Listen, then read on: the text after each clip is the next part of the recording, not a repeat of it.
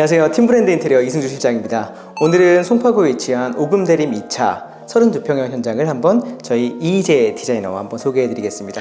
이번 현장은 현관이랑 그리고 또 주방이 제일 이쁘게 나온 것 같아서 우선 현관에서 시작을 하려 합니다. 현관이 저희 평소 하는 것보다 좀 다른 느낌이 있는데 어떤 점이 좀 차별화가 되었을까요? 일단 좀 저희가 했던 현장들과 좀 다른 부분은 이쪽에 일단 유리가 시공되었던 부분인데요.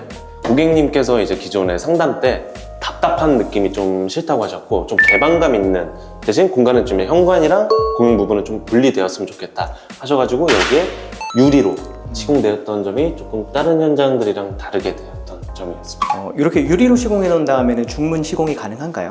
중문 시공은 이제 이쪽에 막 가벽을 더 뺀다면 중문 시공은 가능한데 이렇게 유리로 마감되었을 경우에는 중문 시공이 조금 어렵습니다. 그래서 이렇게 개방감 있는 현관을 원한다. 근데 공간 구분만을 원한다 하면은 이제 디자이너가 디자인한 것처럼 유리 가벽 하는 거 굉장히 괜찮습니다.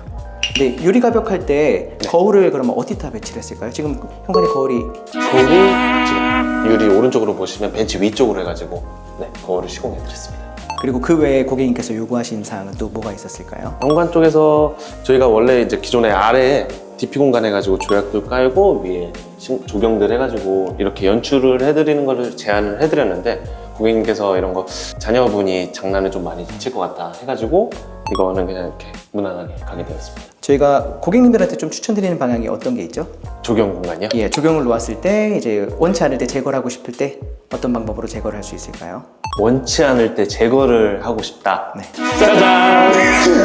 이런 식으로 약간 공간에 맞는 조경을 놓을 수 있을 만한 틀 하나 만들어 놓고 조경을 꾸며놨다가 나중에 원치 않고 좀 신발이 많아서 신발을 여기다 놓아야겠다 싶을 때는 제거하는 방법도 하나의 방법일 것 같습니다. 그 외적으로 현관 디자인할 때 뭐 신경 썼던 특이사항이 있을까요? 비포 사진 보시면 아시겠지만 이쪽에 신발장이 기존에 이쪽까지 와 있는 한 통 형태 크기의 신발장이 있었는데 사실 3인 가족 구성원이 이제 신발을 보관하시기에는 조금 적다고 판단이 되어가지고 우측으로는 지금 도어가 800폭으로 지금 시공이 되어 있는데 원래 도어가 더 컸어요. 근데 굳이 도어를 더 크게 할 필요가 없을 것 같아서 도어 사이즈를 조금 줄이고 신발장, 수납 공간을 조금 더 늘리자 해가지고 고객님한테 제안을 드렸더니 이 방법이 괜찮다고 이제 만족을 하셔가지고 신발장을 우측으로 조금 더 늘려드렸습니다. 문 사이즈를 줄이고. 보통 고객님들한테 추천드리는 문 사이즈가 가로 몇인가요? 900입니다. 900이요? 개인적으로 저도 한 800에서 900 사이면은 통행하거나 짐을 넣거나 가구를 넣는데 전혀 문제가 없다고 생각이 들어서 그 사이 사이즈를 추천드리고 있습니다. 그래서 집에 시공되어 있는 문이 막 950, 980 이렇게 크게 되어 있는 경우들도 있는데 걔네들은 좀 줄여서 다른 방법으로 활용할 수 있다는 점 생각해 주시면 되게 좋을 것 같습니다. 이번엔 주방을 한번 설명드리겠습니다. 주방은 기존 비포 사진을 한번 보시면 굉장히 답답하고 좀 이쁘지 않은 구조였던 걸 아실 수 있을 텐데 지금 애프터 사진처럼 이렇게 이쁘게 변했습니다. 고객님과 어떤 이야기를 나눈 후에 디자인이 이렇게 바꾸게 되었을까요? 일단 주방이 조금 협소한 편이잖아요. 이렇게 키 큰 장 2개 그리고 오른쪽으로는 냉장고장이 들어가는 배치를 원하셨는데 이게 지금 다 들어갈 수 있는 구조를 만들게 되면 이게 이쪽에 전부 들어가야 되고 가열대를 기존에 이쪽에 있었던 위치에서 이쪽으로 옮기는 작업이 필요했습니다. 그렇죠. 요즘에 이제 고객님들께서 가지고 계신 가전들이 워낙 많으시다 보니까 그리고 사이즈도 전체적으로 커지기도 하고 그렇죠. 평면상 이 주방 안에서 걔네들 다 넣기 위해서는 그 구조 개선이 필요했고 그리고 바뀐 구조에서는 고객님께서 원하시는 가전들이 모두 다 수납이 가능했었던 맞아요.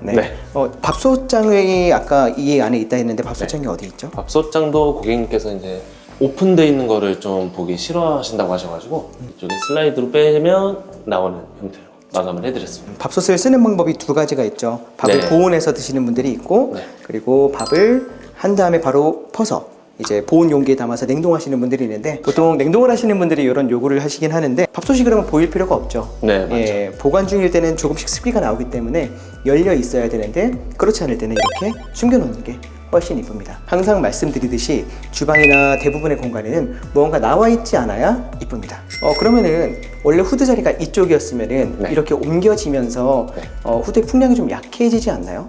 풍량이 전혀 이게 지금 보시는 거는 지금 인덕션이 후드랑 라인이 안 맞기 때문에 이게 바람이 잘 빨릴까 하시는 분들이 계시는데 손 잠깐 1단 2단 3단 보시는 것처럼 아니네요. 장난 아닙니다. 꺼주세요. 이게 지금 장난처럼 보일 수도 있지만 실제로 보시면 슬리퍼가 떨어집니다. 네. 그렇죠. 사실 꺼주세요. 네. 후드의 위치가 바뀌면은 후드는 힘이 약해지는 게 맞습니다. 후드의 성능을 좌우하는 기본적인 세 가지는 후드 자체가 갖고 있는 풍량, 그리고 자바라의 길이, 자바라의 구경입니다.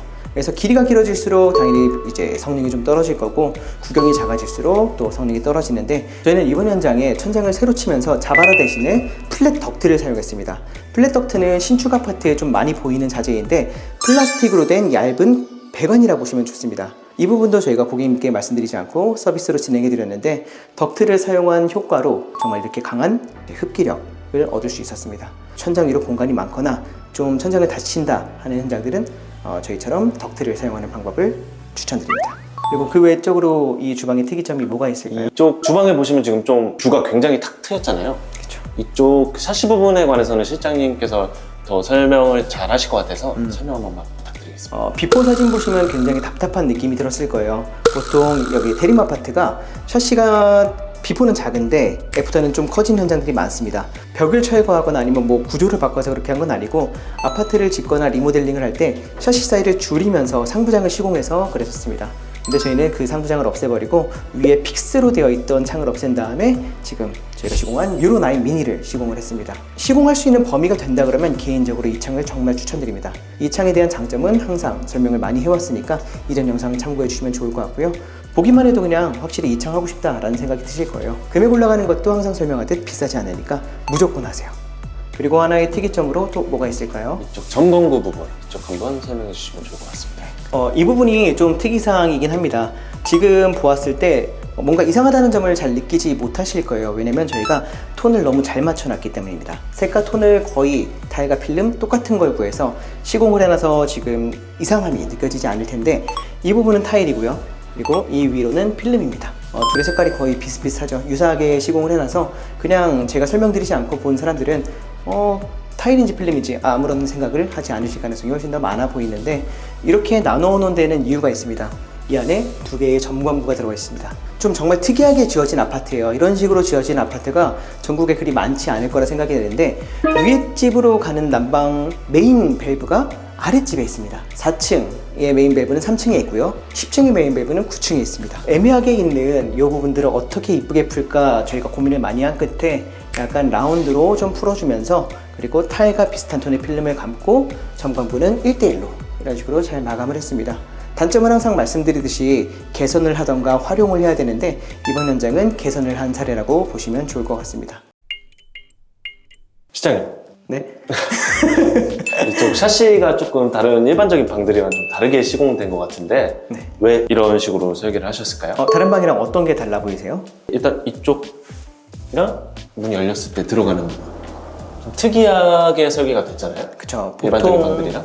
보통은 샤시가 이렇게 크게, 지금 여기 절반밖에 안 보이는 게 아니라 이렇게 한 짝, 두 짝해서 두 개가 보여야 정상입니다. 네, 맞죠. 네, 정상이라기보다는 그게 보편적인 시공인데, 이 집은 실내기실을 만들기 위해서 네. 저희가 설계를 이런 식으로 진행을 했습니다. 신축 아파트들은 다 실내기실이 있습니다. 실내기실을 미리 구획을 해둬서 그 공간에 실외기만 딱 있게끔, 그리고 로봇 창을 하나 만들어서 여름에는 열고 겨울엔 닫게끔 다 설계가 되어 있는데, 구축 중에는 그게 없는 아파트들이 있습니다. 근데 없는 아파트들은 괜찮은데, 없는 아파트들 중에서 실외기를 밖에 못 걸게 하는 아파트들이 문제입니다. 그래서 실내기실을 저희가 신축처럼 하나 만들어 드렸는데요. 만들지 않은 집들은 전부 다 그냥 발코니에다 실외기를 놓고 지내셔서 여름에는 에어컨을 켜놓고 안방 발코니를 들어갈 수가 없습니다. 그러니까 뭐 짐을 놓은 거를 꺼내고 싶어도 너무 뜨겁고 불편하니까 안 들어가게 되는데, 그런 거를 좀 해소하고자 실내기실 하나 구획을 애초에 해드렸고요. 이 실내기실을 만들기 위해서 절반의 공간을 할애를 했습니다. 그러니까 지금 여기 원래 있던 창 사이즈 뒤편에 실외기가 있다 보시면 되는데, 샤시가 사실 절반이 막힌 거잖아요. 네. 원래 거실에 밖이 이제 두 배가 보였을 텐데 절반이 막히면서 하나의 액자처럼 보이기도 하지만 좀 답답하지 않을까 생각하시는 분들도 있을 것 같은데, 그런 부분을 디자인적으로 어떻게 해소를 할 수가 있을까요? 이쪽에서 바라봤을 때 창문이 두 배가 거의 사라진 거잖아요. 절반이 사라졌죠. 절반이 사라진 게 맞네요. 네, 뭔가. 절반이 사라지는 게 맞는 표현이고, 그 왼쪽으로 해가지고 지금 가벽이 쳐져 있는 상태인데 샤시가 이만큼이 없다고 생각을 하시면 사라진 샤시만큼 저희가 왼쪽에 벽면을 치게 됐는데 개방감이 이만큼 없어진 거잖아요. 줄어든 개방감만큼 거울을 시공해가지고 개방감을 조금 더 넓혀드렸습니다. 말씀드렸던 실내기실은 이런 식으로 만들었습니다. 지금 신축 아파트에 있는 그 구성 그대로 다 제작을 했고요. 로봇 창이 있어서 여름에는 이렇게 열었다가 여름에는 이제 열이 나가야 되니까 로봇 창을 열고 실내기가 열을 바로 밖으로 내뿜을 수 있게끔 이런 식으로 세팅을 해드렸고요. 겨울에는 까먹지 않고 꼭 닫아주셔야 합니다. 안 그러면 이쪽이 굉장히 추울 거예요. 그리고 이 뒷공간으로 원래 수납 공간이 있었는데 그 부분 절대 버리지 않았습니다. 실내기실 만들고 그 안쪽으로 이제 도어를 하나 달아가지고 안쪽에 자주 쓰지 않는 짐들 수납하실 수 있게끔 수납을 해드렸고 이 부분 도어 다 열고 닫을 수 있게끔 하나하나 계산을 해서 선반까지 넣어드렸습니다. 지금 이 깊이가 상당해서 그냥 버리기 정말 아까운 공간입니다. 근데 이런 식으로 가벽이랑 또 실내기 앞뒤 폭 이런 것들 하나하나 다 계산을 하면은 버리는 공간 하나 없이 공간들을 알뜰하게 쓸 수 있습니다.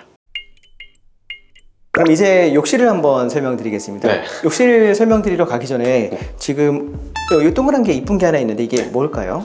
이게 온도 조절기인데 모양이 보시면 구글 네스트와 되게 흡사하게 생겼잖아요. 비슷하게 생겼네요. 구글 네스트와 모양은 비슷한데 가격은 구글 네스트보다 조금 더 합리적인 가격이다 라고 보시면 될 것 같은데, 그래서 구글 네스트를 원하시는데 비용이 조금 부담되시는 고객님들한테 이 제품을 추천드립니다. 비디오폰도 원래 이 자리가 아니었죠? 네, 맞습니다. 비디오폰도 원래 기존에는 이쪽에 위치해 있었는데, 사실 현관 들어왔을 때 거실이 지금 되게 깔끔한 구조인데 비디오폰이 이쪽에 있으면 조금 더 어색하잖아요. 그래서 이쪽으로 위치를 이동해 드렸습니다.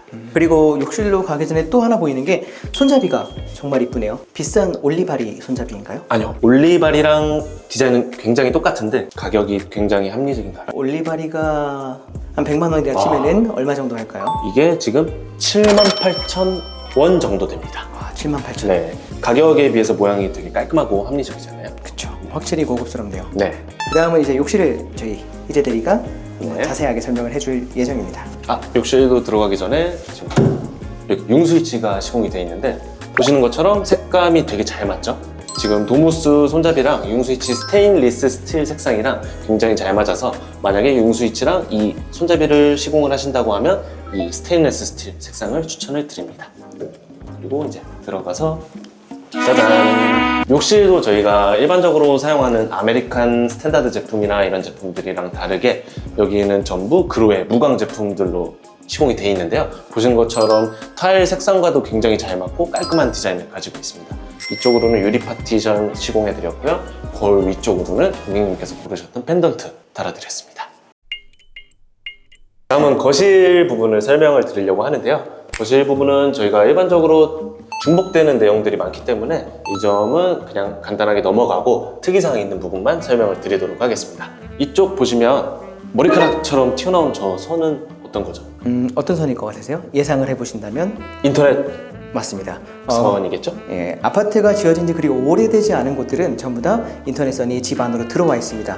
그래서 통신함에서 연결만 해주면은 인터넷을 바로 연결을 할 수가 있는데, 나이가 좀 있는 80년대 후반에 지어진 아파트 같은 경우에는 인터넷선이 외부에서 내부로 들어와야 되는 경우가 많습니다.